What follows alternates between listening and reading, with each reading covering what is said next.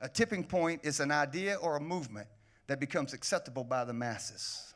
That's what a tipping point is. If we took one of your cars out there and brought it up here on the platform, and I got some of them big old muscular men that y'all have in the church that's been lifting weights since they were 3,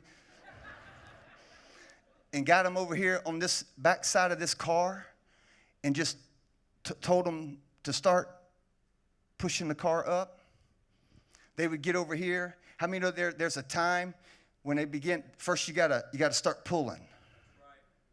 You got to start pulling. So there's a season where you pull. There's a season in your life where you have to just pull because you're trying to get to a tipping point. Because once you get to the tipping point, then it becomes irreversible and unstoppable. So there's a season where you just pull and you're pulling. And then you get to a season where you got a little bit of movement. Now you get not up underneath it, but now you get beside it and you start pushing.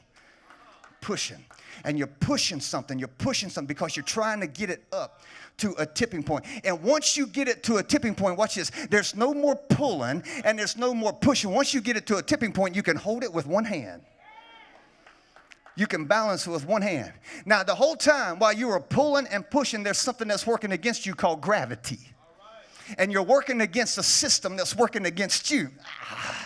But if you'll keep pulling, if you'll keep being obedient to the assignment and the call and the will of God for your life, and you keep pulling and you keep pulling, then you get to that place where you get up here and you get it to almost where it's ready to tip. And once you tip that thing over, watch this, ladies and gentlemen, once that thing tips over, everything that was working against you, now it starts working for you. And what I'm trying to tell you, some of you been in a season where you've been pulling, and you've been pulling, and you've been pushing, but you are at a moment now where God is about to tip that thing over, and everything that's been against you is now going to be working for you. Come on, tell somebody you can't stop this thing.